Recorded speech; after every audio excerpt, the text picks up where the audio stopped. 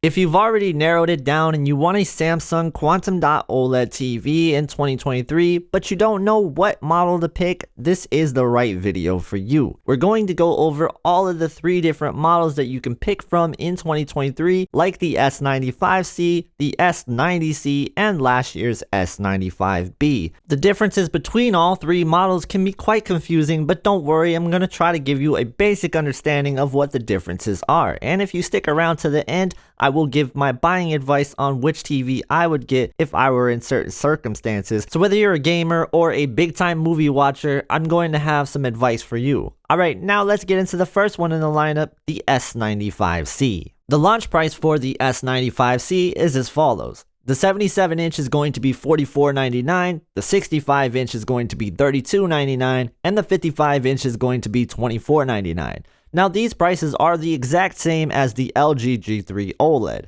which means they're going to try to bring it this year when it comes to who's the best OLED TV. Is it going to be Samsung or is it going to be LG? Maybe even Sony.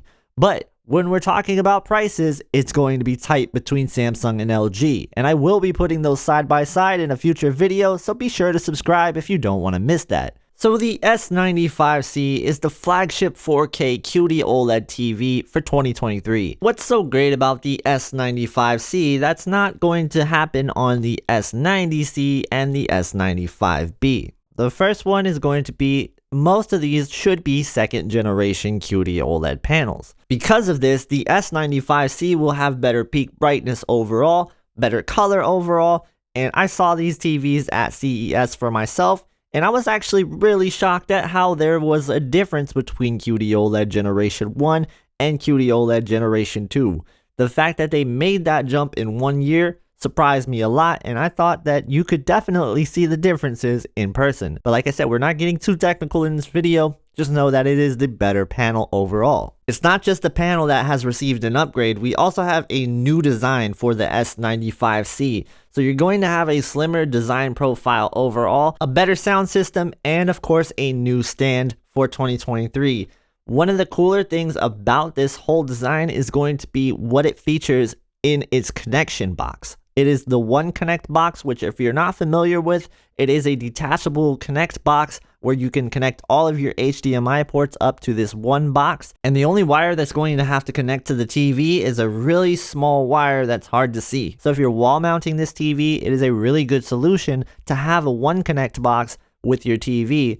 That way you can have all the cables out of the way of the actual TV that's mounted without having to really go through walls or anything like that. So it's a nice wall mount solution. So if you're wall mounting your TV, then I would say that the S95C is certainly a really good solution for you if you're buying a QD-OLED TV in 2023. Another great feature that you can find in the S95C, but also the S90C, are going to be the 2023 feature additions like HDR tone mapping. Now I did talk about this in my previous video where I went over all the Samsung features, and I really think this is a big game changer if you're a fan of HDR. So watch that video afterwards if you want to learn more. Alright, so next I have to talk about the S95B before I talk about the S90C, and you'll understand a little bit later why that is. So the S95B is, yes, a 2022 model, but I still think it is going to be very relevant in 2023, and a lot of people still might consider purchasing this because of the price tag that you will see on this TV.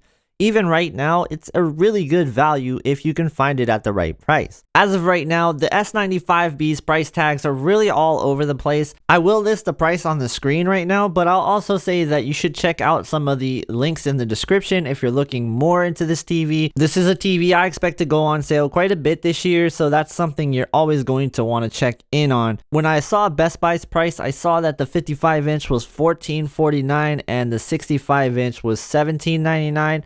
Samsung sometimes has sales as well where they give you like a $200 credit, so maybe check into that. And of course, if you're a member of the Samsung discount program, that's going to be your best bet for getting the best prices on some of these Samsung OLED TVs. Alright, so the S95B, yeah, it's a really good deal, but there are a couple of things that you really have to know about the S95B. I will say for gamers though, you might want to pump your brakes on the S95B a little bit because as of firmware 1430, there's a little bit of weird quirks going on with game mode, and I can't quite recommend it over the S90C and the S95C as of right now. And yes, this could be changed in a future update, but I just gotta go on what I know right now. For movies and TV shows, I still think the S95B is a really awesome TV. I watched Outer Banks on this TV and I was still blown away by the visuals that was on the screen for HDR. When it comes to HDR impact for this TV, you really can't beat it for the money. So while the S95B is a 2022 TV, I still think you should consider it in 2023 as long as you're not a gamer. Let's move on to the next one, which is kind of replacing the S95B, and that is the S90C. Now, before you buy the S95B, I want you to consider this. When I talk about the S90C, look at the price tags, because the S90C and the S95B, they're not too far apart with the 55-inch size. Now, the 65-inch size, that's a little further apart, and that's the one where maybe I'll consider the S95B for a lot of people over the S90C, depending on what you really need at the end of the day. Here are the prices for the S90C. In 77-inch size, you have $35.99. In 65-inch size, you have $25.99. And in 55-inch, you have $18.99. This is the same exact price as the LG C3 OLED in 2023. So again, they're really competing with LG here. This is how you're going to want to think of the S90C. It does seem like they're going to software restrict the panel to be more like the S95B, because it appears that they're going to use the 55 and 65-inch first generation panels for the S90C. Now remember, there is no first generation 77-inch size, so they're going to need to use software to bring it down. Now, we don't have 100% confirmation on that, but I would suspect that's what's going to happen. And that's what a lot of people think is going to happen, including some of my colleagues. So if that does happen, then keep in mind that the S95C is going to be the best way to experience this second generation QD-OLED panel. Even though the 77-inch size might be software restricted, you're still going to see benefits with it being a second generation QD-OLED panel. I'd have to guess if they restrict anything at all, it's probably going to be the overall peak brightness of the panel. Now, you're still going to see some improvements over the QD-OLED Generation 1 panel, even if you're using something that is software restricted, because it's not just peak brightness that's gotten better. Color overall has gotten better as well, and this is something you could probably pick up on if you had the two TVs side by side. For example, if one was a 65-inch S95B and the other one was a 77-inch S90C. While the peak brightness might be the same, you could probably pick up on some differences. Now, while it might seem like the S90C is an upgrade over the S95B, this isn't always the case, because when you're looking at TV sound, if you're not somebody who is going to buy a soundbar or any external sound system, you will be disappointed to know that the downgrade is going to come in the sound. For the S95B, you have a better speaker system on your TV. It's going to have 60 watts output and it is 2.2.2. While on the S90C, the channel is only 2.1 and you have a 40 watt output. And it's listed as object tracking sound light instead of regular object tracking sound. So it is a downgrade over the S95B as far as TV sound goes. So don't expect the world when you're talking about TV sound from the S90C. To me, that's a big disappointment because I really enjoyed the S95B's speaker system that came with the TV. I thought overall it had pretty good bass for TV speakers, and it was almost on par with some of the Sony speakers that I've heard from their OLED TVs, and that's pretty good. The other thing where you might think it's a downgrade is in the design. Now, the design itself looks a little bit cheaper than the S95B. The stand looks like it was ripped straight from the Q70 series, and the S95B was using a really nice metal pedestal stand. So it does seem like a downgrade with the stand and the design as well with the S90C from the S95B. So I'm sure they did all these things to make the TV cheaper initially for the launch price, which is really good news when we're talking about Black Friday, because launching already at these prices is really hopeful for the future. And if the TV quality that you're getting as far as picture is about the same as the S95B, then that could just be a win for a lot of people who are going to get an external sound system anyway.